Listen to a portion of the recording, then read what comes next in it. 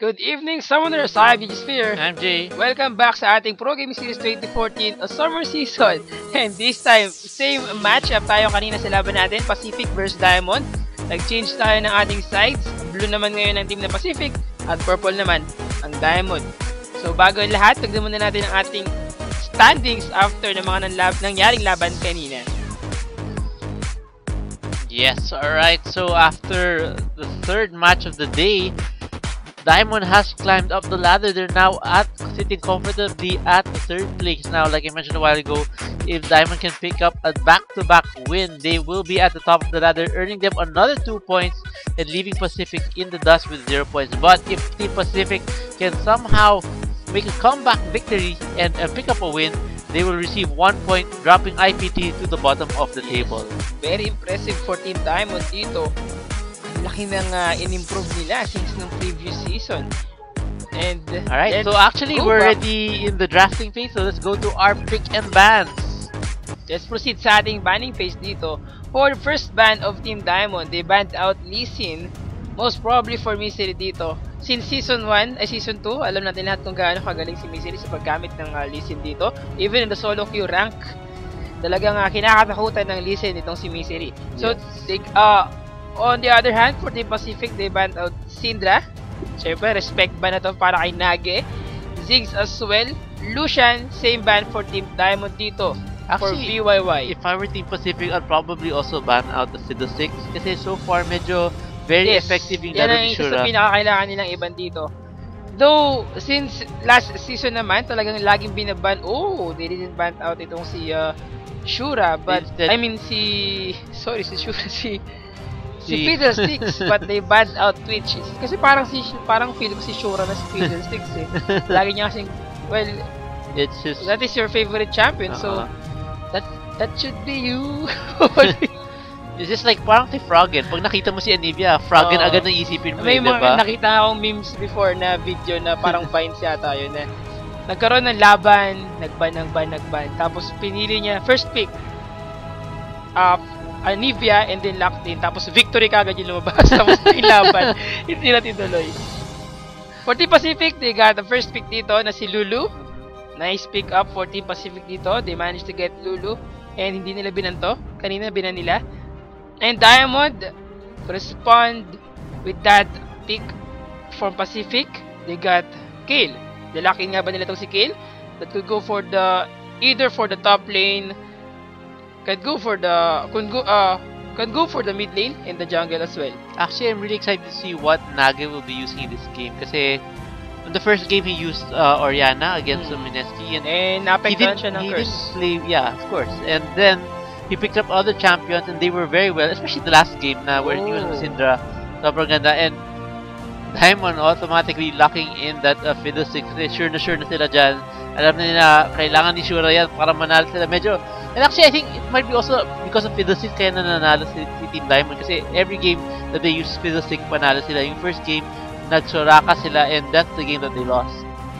Siguro, well, let's see kung ano yung mga possible mag-strategy ngayon ng Diamond. And yes, they did lock in that kill. Actually, Kale might be the mid laner for Nage. I wouldn't be surprised if he did use that. So, with Kale in their lineup, hindi na kailangan mag-secure na itong si Shura na kumuha ng Zonya Sarglass kasi meron sila ditong yung tinatawag natin na intervention from Kale dito. So, once na mag-dive in siya using the Crowstorm, meron tayong intervention to save Shura for taking a lot of damage that could come in from Pacific dito. But wow! More likely, definitely, I expect her to still build the or get the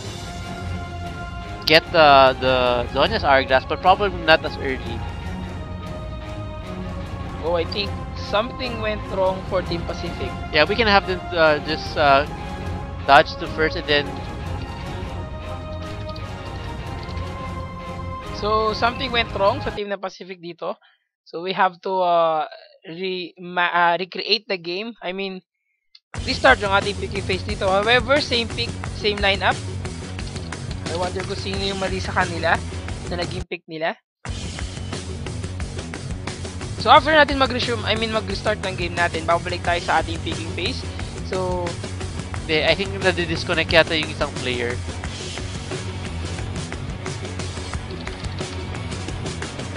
from team ng Pacific to. So, I think we have to restart the game after nilang mag-pick ng mga champions dito. Okay. Sige, let's go back sa ating banning phase muna. We can restart the game after natin natapos sa picking phase. However, mga kaibigan, looking at the lineup dito from Team Pacific, they have Lulu, Elise, and Thresh. Pinag-iisipan pa nila kung sino yung kanilang AP carry. Same with the top lane, or I mean the AD carry dito, since na-ban si Twitch kanina. VYY decided to go for a Corki again. Just like what he did earlier. But there's no Oriana. So there's no curse. Yes. Ngayon sa laban na to. So looks like 5283 will probably go for that LeBlanc. A nice pickup. Of course, I don't think it's really the smartest choice, especially since there is a Kayle already who can negate a lot of that. LeBlanc can be a counter to a Kayle in the mid lane. Yes. Kapag sa early game, sobrang na-dominate niya dito. Pero kapag nakapag-farm ng sobra itong si Kayle against a LeBlanc, pero hihina na si LeBlanc in the next match. Sa next match, sobrang yung silence niya, Sigil of Silence will become Sigil of Malice. Yes, and nakita ko yung description nga dun yung LeBlanc has no more silence, but there's only tears. Sabi. I think if everybody should do is probably similar to what they did to Cass. Then instead of silence, it should stop channeling spells.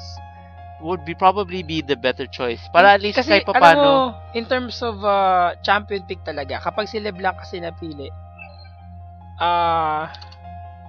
pag si LeBlanc kasi kagad na kasama sa isang team dito. Diba si Shura?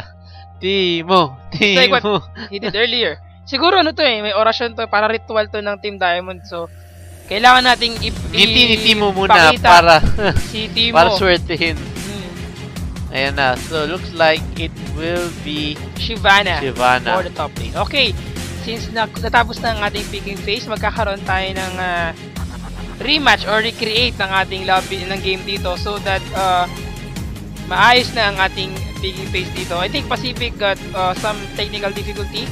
Nagkaroon yata ng error isang member nila. So we'll still have the same picks and same bans. So yun lang, we have the same pick and same bans. And sa lahat ng mga kachin pa lang, you're watching the Pro Game Series 2014 Summer Season. Last game for tonight's matches. Week 1, Day 1. I mean Day 2, sorry. And ito yung fourth game natin, Pacific versus Diamond. Kanina nanalo ang team ng Diamond dito.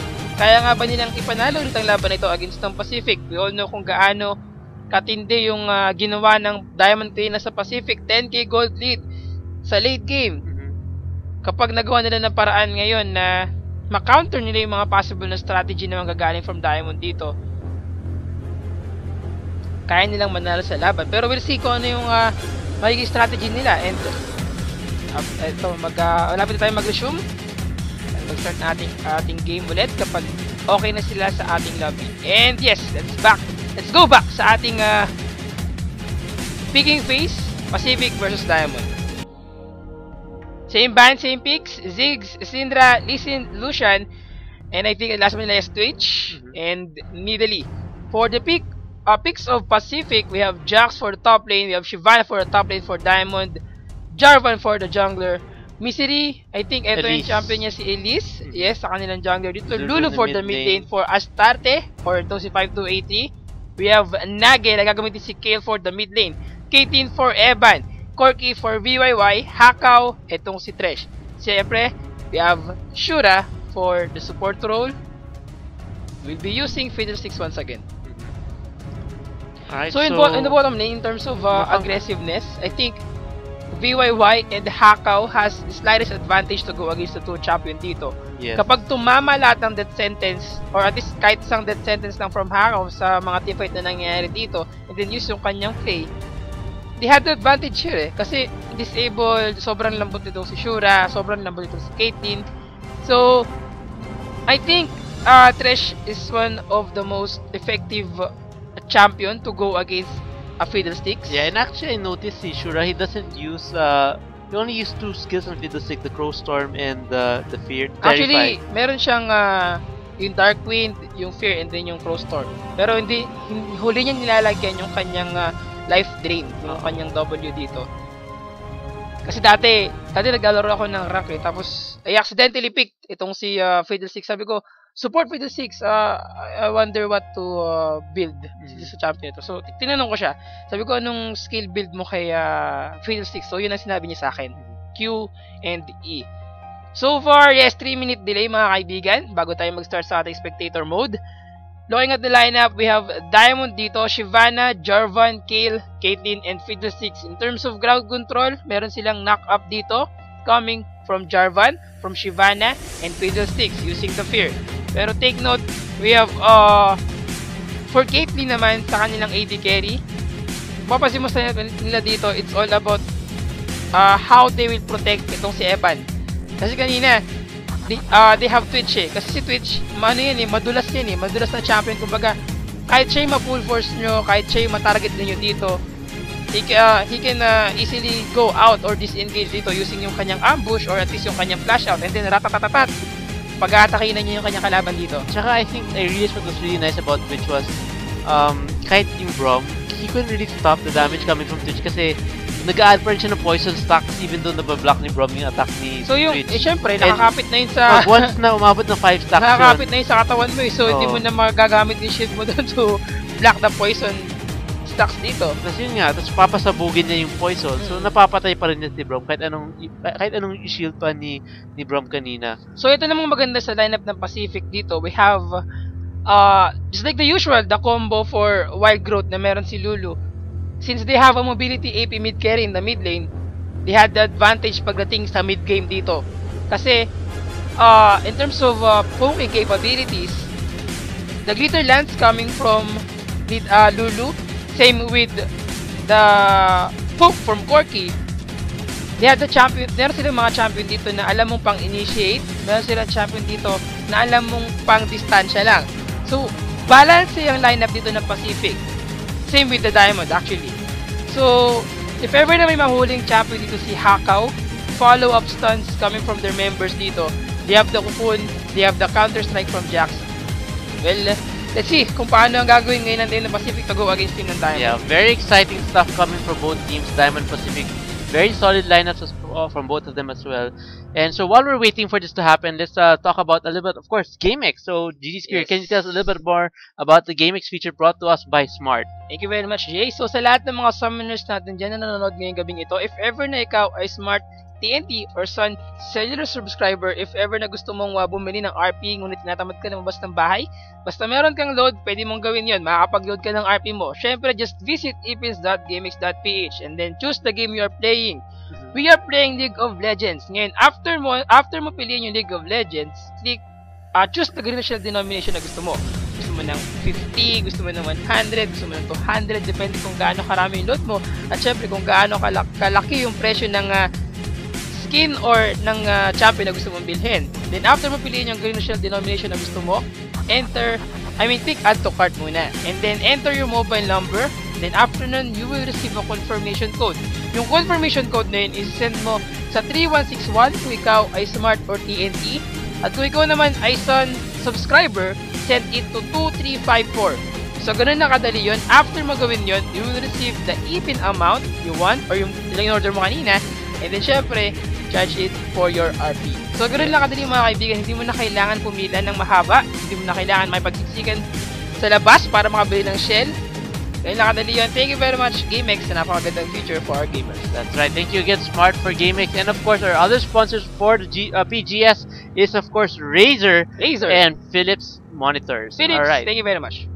Alright, so while we're waiting also, I'd like to point out we still have one last batch of Watch and Win. Now, of course, Watch and Win. Yes, all you have to do is, of course, watch the PGS. We will be having this every Saturday and Sunday where we'll be giving out prizes. This particular weekend, we'll be giving 4 win IP boosts every time. And all you have to do is copy those codes and put them in your in-game client by visiting the store and selecting the last tab. Ayun na po, in-game na po tayo. Let's go on to Summoner's Rift and let's see what will happen. Summoner's Rift, mga kaibigan, laban sa pagitan ng Team Pacific versus Diamond. Last game for tonight. Ano kaya magiging strategy na gagawin ng Team Pacific dito against the Diamond? So at this point of time, first time ako makakita ng champion na merong sweeping lens sa ating PGS. However, naiwan si Nagi dito. So I think Mukhang Oops. trinket. Oops. Trinket, yes. Yun, may warding totem na siya. So, medyo na-late sila dito. Disadvantage for their team. Medyo hindi sila ganun na magkakaroon ng chance to invade their opponent. 30 seconds until minions Standard spawn. laning phase. Diamond Evan and Diamond Shura will go for the bottom lane. Yes, but Diamond has to be careful here because there's a thresh on the other side. If Hakao can catch somebody at level 1 with his death sentence, that could give them first blood. But it looks like Pacific isn't going for the aggressive playstyle here at level 1. Right now, they're just waiting in the bush. Probably if they see somebody from Team Diamond show themselves, that's the only time they will be aggressive. Nagwawasiwas itong si Minions have spawned. Cell. 4 champion from Team Pacific dito ay naghihintay. Wow, daming pings coming from both teams. You can see both Pacific. Wala silang vision dito. Same with Team Diamond. So, mukhang walang invade na mangyayari. We'll have to see. Maybe a late invade might be possible. Ito na po. Late invade nga. Here comes Pacific. Oh! Pacific Misery mga kaibigan. Diving in. Nag-guard dito. Using that sweeping lens from Elise. Misery. It's about time to get the first red buff for Team Diamond dito. A body system from the Pacific, I think. Alright, so it looks like the team members of Diamond, 3 members will help Shyvana take that, help Jarvan take that red buff. Of course, Shyvana will just be doing probably exactly the same thing you said. The body system, they help take out that red buff and maybe transition into pushing the bottom lane. And so naka-double buff na pala Jarvan. Ang base pala nila nakakuha ng blue buff, ha? I didn't notice that. So they actually did pick up the blue buff before transitioning to the red buff, and ginagaya ng Pacific yung strategy na ginawa ng Team Diamond ng Game 2 a while ago against Minetsky, where they had a 4-man push in the top lane. They actually also did a 4-man push a while ago, but was not successful in game number 1. Ito na ang palitan natin sa body system. The jungler and the solo laner ay sasama sa ating mga AD carry support roles dito to get the first tier turret as soon as possible. I think it's about time to get the second tier turret after nilang kunin itong mga first tier turret dito. Probably no, baka base race na to all the way till the end. Oh, Pacific, nag-hesitate sila. Nope, no, they have decided not to continue pushing. This will give Team Diamond a slight advantage here. I'm surprised sila decided to teleport in the delay niya kasi napansin niya ito na wala yung ibang members ng Pacific. Now this is a huge advantage once again for Team Diamond here. Oh, I think medyo delikado to for Shotty kapag nahuli siya ng Dragon Strike Dimash standard combo from Cell dito. But hindi sila pipilit. Eh, medyo delikado nga naman yun. So BYY in the top lane, soloing against second. Yeah, so both teleports being burned right away. Of course, when you teleport to a third, it has a shorter cooldown compared to teleporting to allied minion or trinket or ward rather. And because of this, the cooldown on those teleports should be up in after 240 seconds or about 4 minutes instead of 5. So you basically save about a whole minute. Or no, I'm sorry, 2 minutes when you use that strategy. Alright, so VIY solo XP again in the top lane. You can see here, oops, nagkasuntaan si Evan tsaka si Misery mga here. kaibigan, connected to Evan, Misery. Kailangan niyang mag-back dito since wala siyang kasamang kakampi. I think BYY can't help him enough secure a kill doon. Medyo hindi enough yung kanilang burst damage pa since yung only item na meron itong si BYY ay yung kanyang Doran's Blade. Hindi pa siya umuwi para mag-restock. Misery mga kaibigan, nahuli dito. Nagkasalubong ang dalawang jungler natin. Misery burst Cell. Kukun connected to Cell dito. Sobrang kunat ni Cell. Without his buff, he can kill Misery dito. Misery managed to get away against a Jarvan. Yeah, even Nage went 1-on-1 with V5283 here. Actually looked like Nage was losing, but of course Nage does have the heal coming from the skills here.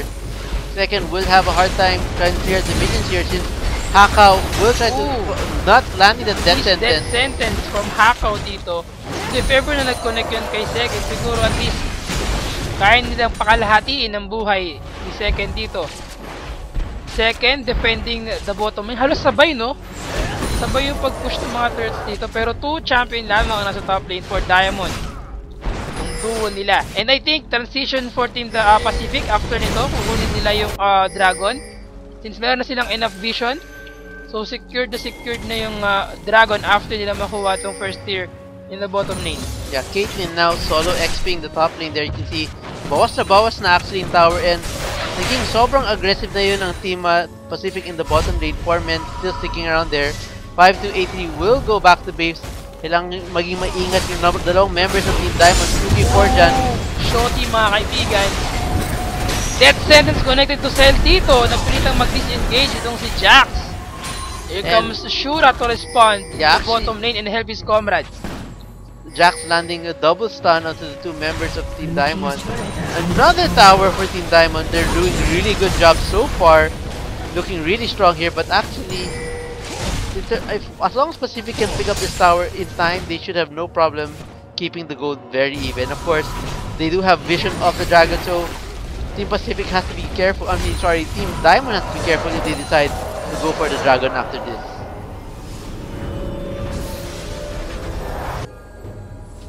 Team Diamond pushing the bottom lane dito.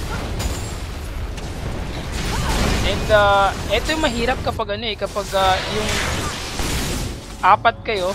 I mean, the 4-man push ay medyo hindi nagiging ganun ka-successful.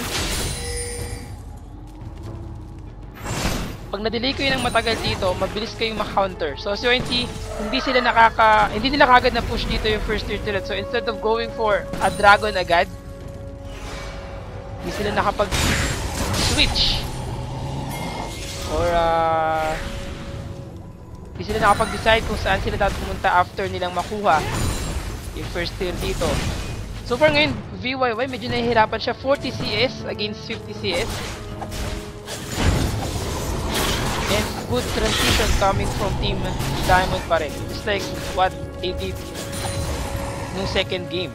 I mean, the first game nila against Pacific.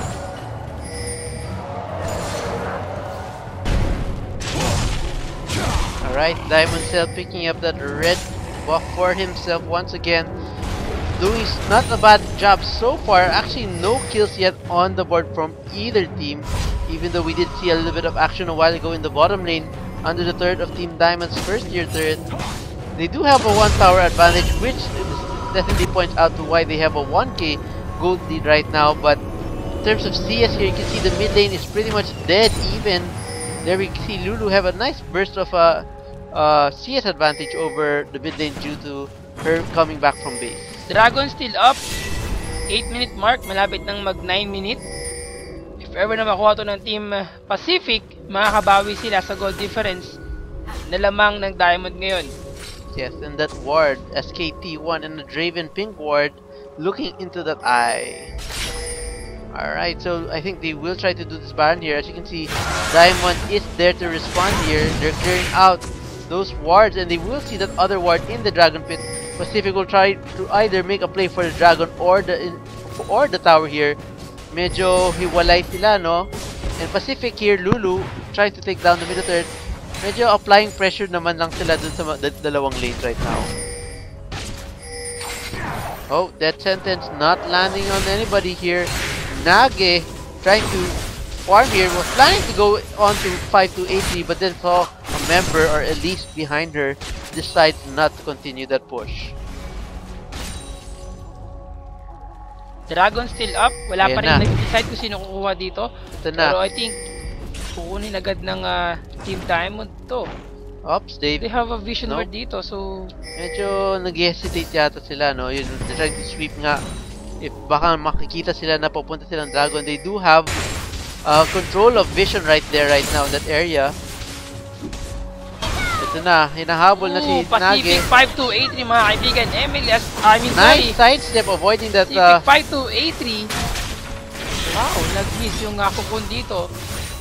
So he managed to get away against that Elise. Teleport to the mid lane dito from second, defending the mid lane, while the other members of Team Diamond dito will go for the first dragon of the game. Set na sila. May teleport si Shotty dito. He goes to teleport from Shotty. Wow, good smite from Sen. Nice intervention from Kale dito. Nage got the life of one champion. Elise goes down. First blood for Team Pacific. And Diamond and Nage got the life of Misery dito. Here goes the set that's connected to second. What a turnaround for Team Pacific. A double kill for Jax. Evan will go down as well with that free coming from Hackout dito. In total, it's a 4-for-1, but Dragon goes to Team Diamond. Yes, and actually Pacific aren't done yet. I think they will also pick up this tower. They are strong enough. Well, actually medyo healthy pa yung tower, no? They may need another minion wave, or they could probably tank it up. Here comes the other minion wave that I was talking about. And now they should have no problems picking up this turret. Ooh, Brewstorm once again from Shura. Galing sa likod. A good Dimash Spider. Dragon Strike combo. Double kill, maybe a triple kill. Champion goes down from Team Pacific. One more hit. That's Dragon Strike from Sed dito. It's a double kill for his champion. 3-4 running total doon sa nangyaring teamfight sa mid lane. And na-defend nila itong turret na to. Another great move coming from Shura.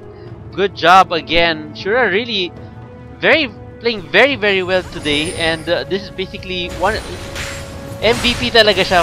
So far, we don't know. Maybe in this game we might see Nage perform even better than his Syndra. So far, he's doing not so bad. He was able to save Jarvan perfectly in the Dragon Pit. Although that team fight did turn a little bit sour for Team Diamond, maybe they can make up for it with another team fight.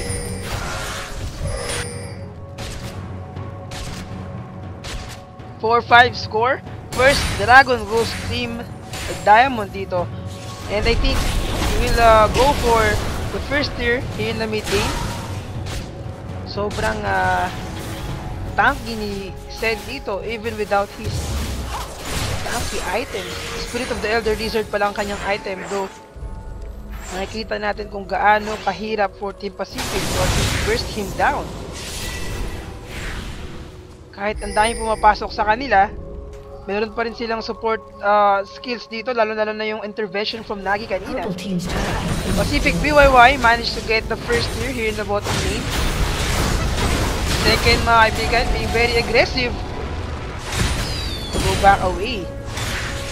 Malapit na mabuo nito si BYY yung kanyang Bloodthirster with that Vampiric Scepter and his BF Sword.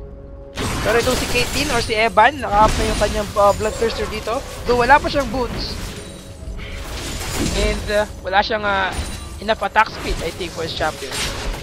Alright, so the tower will go down to Pacific finally, picking up another tower. They are still, they are now ahead, yes, in terms of tower. Surprisingly, to turn that around. Diamond are a little bit struggling here. They have to start picking up some more towers here, especially that mid lane, if they wanna hold on to their slight lead they have over Team Pacific.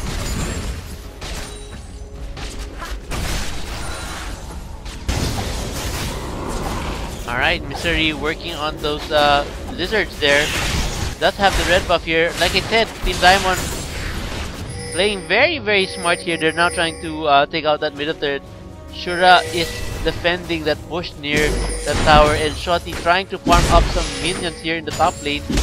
He does have a Blade of the Ruin King already completed. Save with Shyvana on Team Diamond here, so talagang mukhang bakbakan ang mangyayari dito. Nobody really tanking just yet here. Jarvan does have a Giant's Belt already.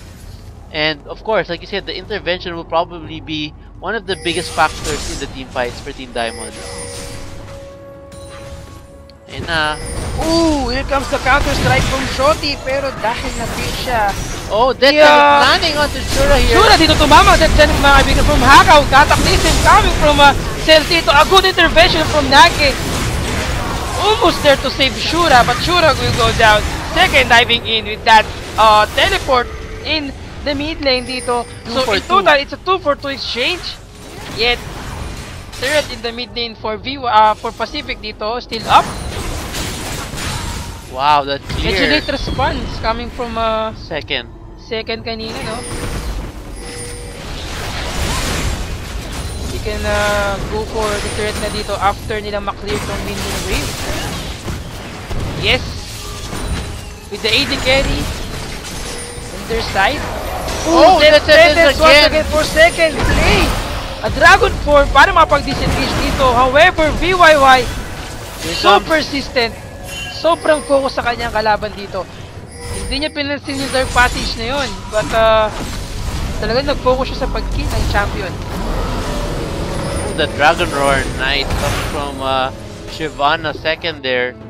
Wards being gonna be placed down by Shura once again in the Dragon area. He does use his sweeper to check out for any wards entering to their jungle, but doesn't spot any. So 5-2-8-3 going back to base. That is, by the way, a star tip from Emily before, for those who didn't know. And so far the game is quite close now. Not as strong a performance coming from Team Diamond in the game 2. Looks like Pacific does. They finally have gotten their act together this game 2 against Team Diamond here. Sabi nga nila, first game jitters yata yung nangyari kanina, kaya medyo nahirapan sila, pero mukhang they're starting to feel a little bit more comfortable with the game now, and looks like they might be able to win this game if they can continue to play the way they are doing. Hakaw getting caught here. Nage dito.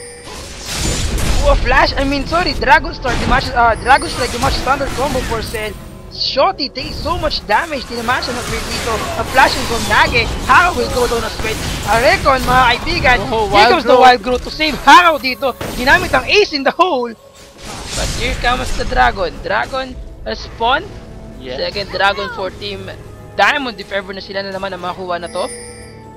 And yes, the Dragon is fighting the other Dragon right now. Diamond got the second Dragon of the game.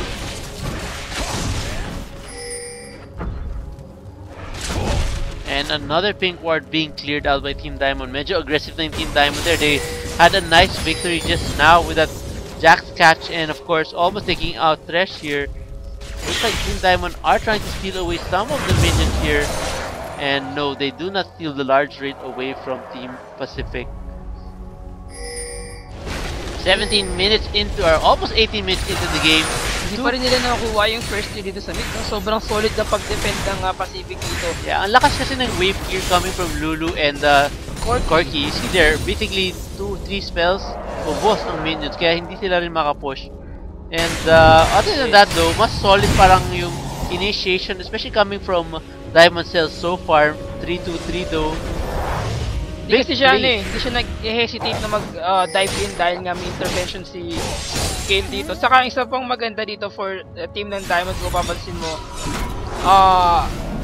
decision making, sila yung parang nagsiset ng phase eh. Sila yung mauuna dito initiate ng team fight. Yeah, and actually again Shura going 1-1-7 here, present in every kill. He might get caught by a cocoon here. No, Misery does not throw out any cocoons this time around. Okay, so, ayan, sa mga nagtatanong, meron nagtatanong kung sino daw si Astarte dito sa laban na to for Pacific. We have 5-2-8-3, former MLE Astarte. So, Pacific BYY, former MLE BYY. And Pacific Misery, former MLE Misery. So, sila yung tatlong dating Manila Eagles na ngayon ay nasa Pacific. Yes, other names you may know of Astarte are Solindra and Dynasty. And there's even one more yung combination ng tatlong name. So, Soli, ayaw ko, nakalimutan ko na. Dynasty sa... I forgot. Daisoas. Dynasty. Thank you very much from our operator Dave. Astarte. Yes.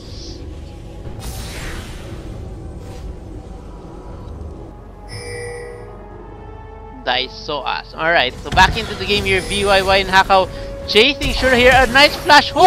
Not connecting. Mga kaibigan, Pacific. Hakaw. Nahuli si Shura dito. But Pacific, VYY got caught with that Cataclysm. Here comes the ace in the hole.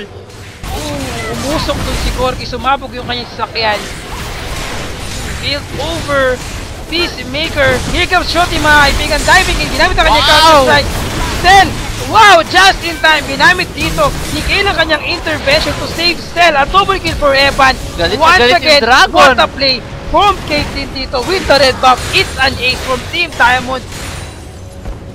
What a sweep, mga kaibigan. 0-5 for non-exchange in favor of Diamond. And that unintentional bait from Shura. Hindi nila in-expect yung ganong super turnaround. Akala ko mali na yun kasi yun Oops, nga, one more nag-flash in hit. si, Hindi pa nila natira yung Torre. nag-flash in si Thresh dito, but wow. After niya mag-flash doon, Ayun. nakuha nila si Shura and back up from Diamond dito. Cell goes in, Nage supported Cell. Ace in the hole from Evan dito. Yeah. Double kill for Evan. and- What a play for Pacific. And just like that, they get the kill lead, they get the gold lead, and they get the tower advantage in that last whole 30-second play. So good turnaround again for Team Diamond. Pacific now again on their heels. They need to be a little bit careful with doing those catches there. Unexpected turnaround definitely for Team Pacific. They did expect that to come. They have to regroup a little bit better and have a little bit better coordination, especially in their targeting. Nage, I feel like it's also another big key for Team Diamond. Like I said, that intervention has done wonders for them so far. Jax unable to really do that much yet. 2, 4, and 3 here. He is building into his 24s right now. He already has the page. A pink ward into the Baron. Looks like CSM, a sneaky Baron here. Pacific unaware of this and nobody near Ban here. of the game. Wala silang vision doon, but Pacific, Nisiri, and Hakaw will try to Ito na ang closer mga kaibigan from Shura dito. Ginamit ang rappel para makapag-disengage. Ngunit magsak siya kay Shura. Tinry niya gawin yung Baron dito, but Gil managed to get the Baron. A wild growth for 5-2-8-3 dito. Here comes the intervention. Here comes the Runas Hurricane from Gil. Wow! Diving in mga kaibigan. Champion of Team Pacific sa huli. Nakataclysm dito. A flashing from Nage. What a play from Team Diamond dito. Pacific BYY. Hindi naharangan ni Shotty yung ace in the hole na yun. Naku, galit na galit si Nage. Nahabol niya si Shotty Doc. He decides not to do it. That's a good call from Nage. Medyo, they got already more than they could ask for that. And there's now a 9.5k gold advantage for them. Literally Chase going 1-on-1 with Nage. He does have minions on his side here. Evan will be joining him. Nage, I don't think Mystery has anywhere to go. And now Diamond Evan dominating the game. 7-1 and 7. I'm pretty sure his bloodthirster stacks are full by now. Talagang bloodthirster. Bagay sa kanya. Kasi talagang wow na wow siya sa mga kills dito. 7-1-7 score for Evan. Evan alone. 6-1-9 naman para dito kay Nage. 6-1-9. Familiar. Nice score dito for Team Diamond. 7-18 score. Almost 10,000 gold difference. Third dragon of the game. Respawn. So kapag nakuha to ng Pacific, I mean ng Diamond, snowball dito kanilang item, lalong lalaki yung kanilang gold difference dito. Another dragon. Looks like this will go to Team Diamond. They didn't even get to clean that ward there. Third dragon. Although dragons and barons going to Team Diamond here. Slain the dragon. Looks like second and Shotty might go for a 1v1 duel here. Not a very wise decision, I think, for second. I don't think he can win yet with the Jax on a 1-1 basis. The counter strike will definitely negate a lot of damage coming from second here. Nakuha na ni Kale ang kanyang needlessly large rod. I'm pretty sure na mas malaki na lalo yung kanyang damage dito. Siyempre meron siyang Nashor's Tooth. Yung Hurricane niya. And not to mention, lahat yat, I think yung lahat ng tinatamaan ng kanyang Runas Hurricane maapektuhan din ng damage ng kanyang Nashor's Tooth dito. So mas malaki yung advantage nila dito. Dagdagan na rin yung kanilang AoE damage coming from Team Diamond. Lalo na kapag dinagdagan mo pa ng Crowstorm ni Shura mamaya. Yeah, actually, Runas Hurricane is the highest attack speed item in the game, no? Yes, so ayan. May nagtatanong kung ano daw yung item build ni Kale ngayon. Hindi daw niya makita. Okay, for item build of Kale, nag-umpisa siya sa kanyang Nashor's Tooth. And then, yes, after ng Nashor's Tooth, kinuha niya yung kanyang Runas Hurricane. And then ngayon, naka-needlessly large rod na siya. So, at this point of time, ang kanyang item ngayon, Nashor, Runas Hurricane, needlessly large rod, at ang kanyang Berserker's Greaves, at syempre, yung dalawa niyang Lawrence Ring. So, ayan. Para hindi ma-confuse ang ating mga viewers dito kung ano yung item na ngayon. Medyo iba kasi. Medyo naka-low res lang. Teleport from Team Diamond na kaibigan. I think dito na silang i-push itong Jax third is in tier a bit of trouble dito. here. Oh, Death Sentence landing onto kill. This is a good target for them. They decide not to engage though. Jax will be able to get away safely because of that hook. Iron Pacific are on their heels right now. Baron buff still on Team Diamond here. The Baron buff, I think, is almost gonna be gone, so they need to make a play really quickly if they still want to fight with the Baron buff. Of course, all the base turrets are still alive for Team Pacific here, so they can quite defend quite well here. Shura being very sneaky, always hiding in the bush. Second tier turret, the top lane goes down. At grabe. Sobrang dominant ng Team Diamond. Consistent A-style. And, yeah, mukhang praktisado sila, no? And I think, like you said, if ever nga naman natalo sila, I think it's two things eh. The curse of the Oriana and the Soraka wasn't really... Well, kung dahil sa curse ng Oriana yon, it's because sila yung unang pumili ng Oriana sa ating PGS for this season. Kahapon wala namang Oriana eh. Feeling ko, sa kanya-kanyang team, Otoban na si Oriana eh, wala nang pipili. Well, we'll have to see. Maybe this something can change that curse to a winning curse. And right winning now, curse. Ayan na. So we can see that Nage and the other three members, Shura is far away from his team. They want to steal the blue buff. Oh! Yes, he was able to smite it away from the Lulu. Nako. Grabe na galit kong si Sel. I bet 5283 was surprised. Ang tagal naghintay ni BYY doon. Oo. Nanakaw lang ng isang smite. One of the most frustrating things na that could happen, yes. Sa League of Legends.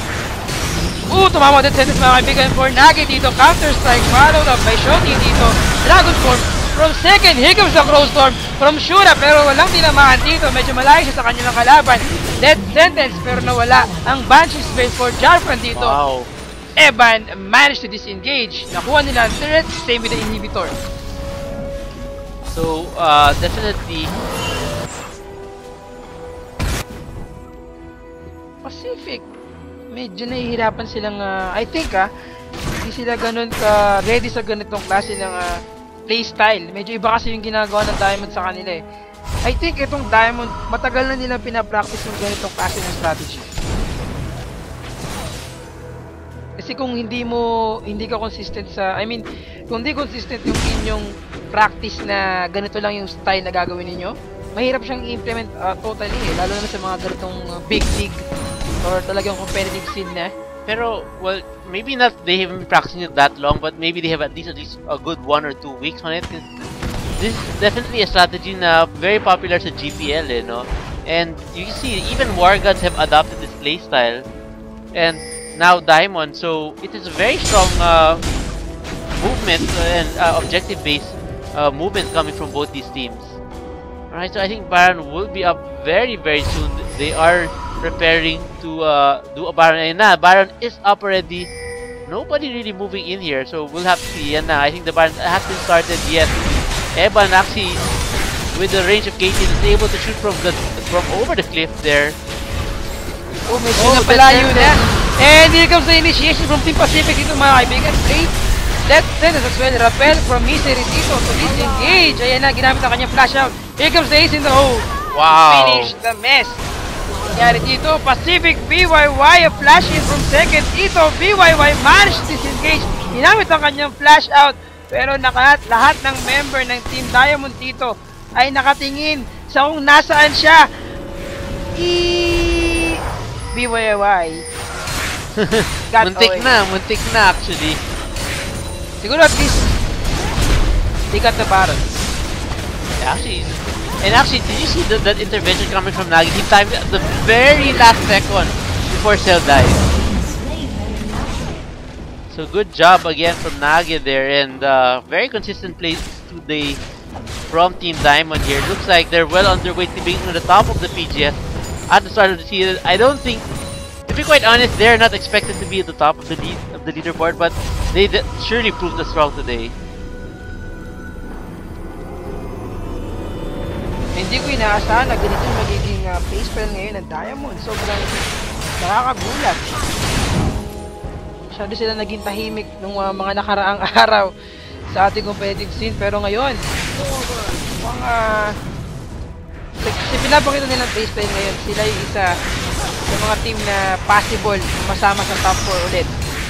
Yes, and just a bit of trivia, the both teams that they beat are both the new team, are the both teams that qualified through the summer promotion. Both Mineski and Pacific are the teams that won in the summer promotion to join, of course, Summer League of the PGS 2014.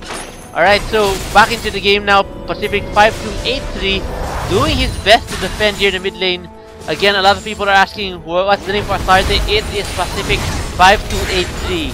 And ayan na po, looks like Team Diamond are very determined to end this game right now. 31 minutes into the game, just a few more towers away from victory. Let's see if they can come out with a clean victory or allow Pacific to get back into this game. Actually, the game it's a little bit, well, it's not over, but it's quite dominant on Team Diamond side. But any mistake coming from Team Diamond can turn it around, definitely. Inhibitor turret goes down. Hinahabol ngayon ni Seki na isang member ng Team Pacific dito. Here comes the Cataclysm Dragon Firm as well. Gazing down 5-2-80. 5-2-80 will go down. Here comes the intervention from Kane. Wow, what a play from Team Diamond dito. Here comes the ace in the hole. But hindi bumabot. Almost there. Nice face time from Team Diamond. Once again, ending this game. Second win against Team Pacific. Kapag natapos sila laban na to, Evan, mga kaibigan, sobrang lalim niya. Ginamit ang kanyang heal. Nexus turret goes down. Nexus naman ang sunod. And congratulations, Team Diamond winning the game against Team Pacific. That's right. So congratulations to Diamond picking up their third victory today. Wow, medyo mahabang-habang araw to for Team Diamond, no? And it's a good one as well, except for their first game where they lost. Medyo naging tuloy-tuloy yung panalo nila after their second game against Team Mineski and picking up 2 more victories against Team Pacific. Alright, so let's take a look at the match stats. Sa ating match stats. Alright, again, Shura very dominating this game. 2-2-15, very present in almost every team fight there.